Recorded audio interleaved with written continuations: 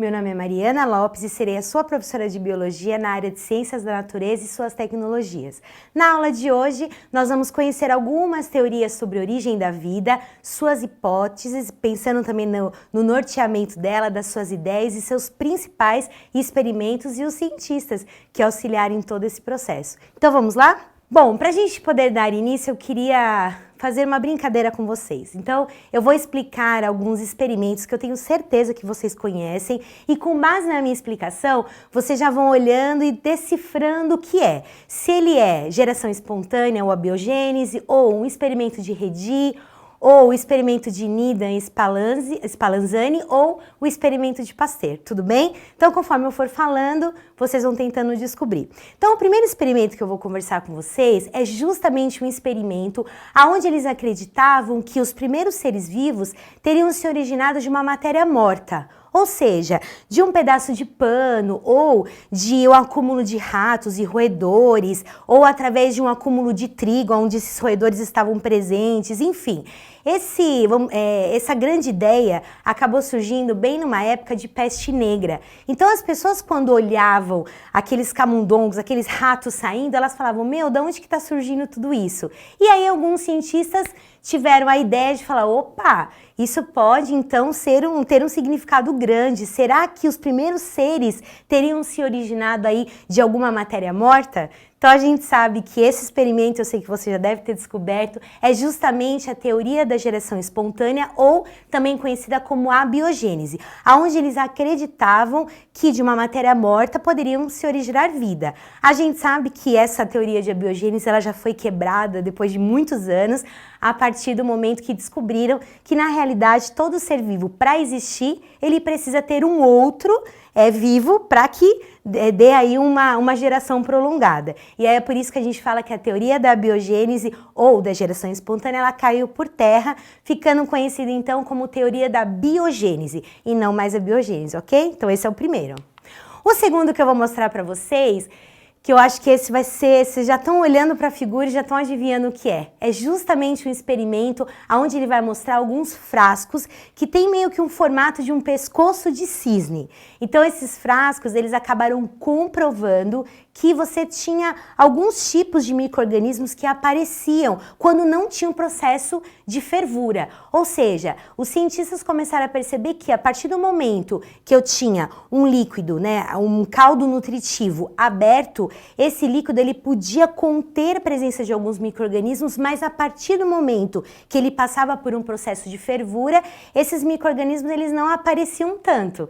Então, nesse experimento, comprovou-se mais ainda que um ser vivo ele só pode surgir a partir de um outro ser. Então, se vocês olharem a figurinha, vai mostrar justamente essa dinâmica que eu acabei de falar. Então, a entrada do caldo nutritivo, e aí é lógico que esse pescoço de cisne, você tinha um acúmulo de micro-organismos que ficava bem naquela região das dobras.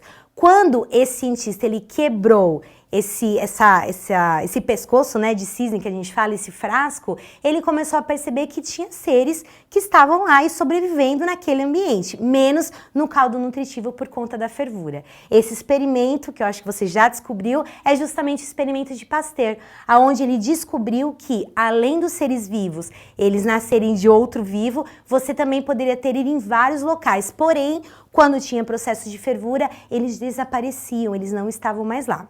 O terceiro que eu quero mostrar para vocês, desse Quem Sou Eu, é justamente um experimento também muito conhecido dos frascos, dos famosos frascos fechados com um tipo de gaze com um pedaço de carne dentro. Então a gente sabe que nesse experimento, esse cientista, ele pegou dois tipos de frasco e a gente pode falar que um desses frascos ele deixou como um modelo, ele queria fazer um processo de comparação, e o outro, ele percebeu que toda vez que ele lacrava com algum tipo de material, não nascia nenhum ser vivo dentro daquele ambiente. Foi aí então que ele descobriu que, alguns dias depois, aquele frasco que estava aberto, você tinha a presença de moscas que pousavam sobre aquela carne e liberavam seus ovos. Esses ovos, eles eclodiam e aí se desenvolviam na carne. carne. Já o frasco que tinha a gaze, né, como uma tampa, uma forma de tampa, era protegido. Então as moscas não conseguiam colocar os seus ovos nessa carne, comprovando mais uma vez que a teoria da abiogênese tinha caído por terra. Todo ser vivo precisa de outro para sua existência e também de uma alimentação, de um processo de nutrição. E aí, por último, a gente tem... E eu esqueci de falar, gente, mas o anterior é justamente o experimento de Redi, né? Então, pra gente poder lembrar, é só lembrar da gaze, parece uma redinha, né? Então, lembra do nome do cientista que foi Redi, ok? E o último, quem sou eu, pra gente poder finalizar, é justamente um experimento onde ele comprova um pouco mais o que a gente viu lá no começo de Pasteur, que é o experimento de Needham e Spallanzani, onde ele vai comprovar que, através da fervura, você não vai ter uma quantidade de micro-organismos. Porém, se esse frasco ele não tiver esse processo de fervura e estiver aberto, você vai ter uma proliferação de micro-organismos gigantesca. Então, ele também conseguiu comprovar que não era só o fato da fervura, mas era o fato de tampar também, o que Redi já tinha trazido um pouco antes. Então, o experimento de Spallanzani e Needham, ele acabou comprovando finalmente que a biogênese não teria mesmo como existir. Ou seja, nenhum ser vivo existe de algo morto, de uma matéria morta. Bom, então para a gente poder iniciar esse tema de surgimento da vida, eu queria deixar uma pergunta para vocês. O que é panspermia cósmica e evolução química? Né? Então, esses cientistas, eles acabaram auxiliando nesse processo de descoberta. Lembrando que tudo que a gente trabalha com a origem da vida, a gente fala que são hipóteses e teoria, que a gente já viu em aulas anteriores. Nada é 100% comprovado. Mediante todos esses experimentos, a gente tem duas grandes ideias sobre a origem da vida, que é justamente a panspermia cósmica ou a evolução química. As duas, durante muito tempo, elas acabaram meio que se disputando, né? Então, alguns cientistas falavam, mas a panspermia é melhor, não, mas a evolução química é melhor. Só para a gente poder recordar um pouco, a evolução química é justamente aquela que vem daquela sopa primordial. Lembra? Dos primeiros seres vivos, dos coacervados, aonde de forma gradual as moléculas iriam se juntando e formando os primeiros seres. Já a panspermia cósmica já tinha a ideia de que a origem da vida surgiu aí de um momento de grande explosão, muitos meteoritos, aquele cenário, né, de terra primitiva, e aí os primeiros seres surgiram. Porém, olha o que começou a acontecer. Alguns pesquisadores começaram a ter algumas dúvidas, principalmente em relação à panspermia.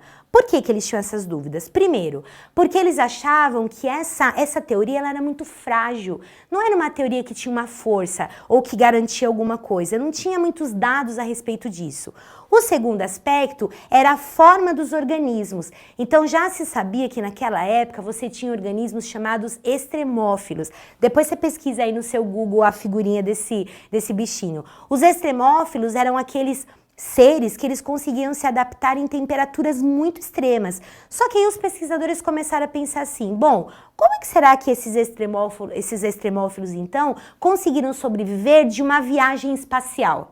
Então isso começou a gerar um pouco de dúvida. Se eles então já tinham vida e se o mundo todo surgiu através da panspermia, como é que eles conseguiram sobreviver? E a terceira fragilidade que a gente fala dessa teoria é que eles também ficavam pensando em como é que organismos vivos teriam sido formados em outras partes do universo. E aí, por conta de todas essas questões, entre outras também, a panspermia ela acabou sendo deixada de lado, né? E hoje o que mais a gente considera como um princípio, né, ou uma teoria, ou uma hipótese de origem da vida, é justamente a evolução química, que diz que a vida surgiu independentemente da panspermia cósmica e essa vida foi resultado de uma evolução gradual dos compostos químicos presentes no planeta. Então hoje se perguntarem para vocês, qual que é a hipótese mais aceita pelos pesquisadores na área da ciência, né, pelos pesquisadores científicos, é justamente a evolução química. E aí a gente chega a uma conclusão, ou seja, Quando a gente fala de teorias de origem, e eu fiz esse esquema para vocês conseguirem visualizar bem, nós temos origem da vida e temos os primeiros seres do planeta Terra, ok? De origem da vida, nós temos então biogênese, que é justamente quando os seres vivos, eles acabaram surgindo a partir de outros seres vivos. E também temos, né, nessa frente, a abiogênese, onde os seres vivos teriam surgido de uma matéria morta, sem vida. Então tem esses dois aspectos, sendo que o que a gente considera é biogênese, ok? Quando a gente vai para o outro lado, falando de primeiros seres do planeta Terra, a gente também tem duas vertentes. Nós temos a evolução química e a panspermia cósmica, que eu acabei de explicar para vocês. Lembrando que evolução química foi uma evolução gradual, que a gente comenta dos compostos orgânicos até o surgimento do primeiro ser. Já a panspermia cósmica, a ideia é que todos os seres vivos teriam vindo aí de um movimento muito grande de características daquela Terra primitiva. Tudo bem? Então a ideia aí dessa dinâmica desse slide é justamente para você compreender essas duas diferenças, ok? E aí, dando andamento, para a gente poder aí já partindo para o final, eu queria deixar para vocês algumas situações e queria que vocês relacionassem essas situações com tudo isso que a gente viu ao longo da aula. Então, a primeira situação, ela diz assim: imagine uma jovem que esqueceu de armazenar as sobras de sua refeição, deixando-a fora da geladeira por várias horas. Mais tarde, quando ela foi consumir o alimento, ela notou alteração no seu odor e também no seu sabor. Então ela percebeu que teve a presença do quê, gente? De algumas bactérias, que não foi muito bacana e que inclusive alterou o processo de alimento dela. Então se a gente for pensar nos nossos experimentos, tanto o experimento de Nida e Spallanzani e o experimento de Pasteur, eles acabam mostrando isso. Ou seja, a presença de micro-organismos indesejáveis ao longo aí do nosso dia a dia, inclusive no alimento.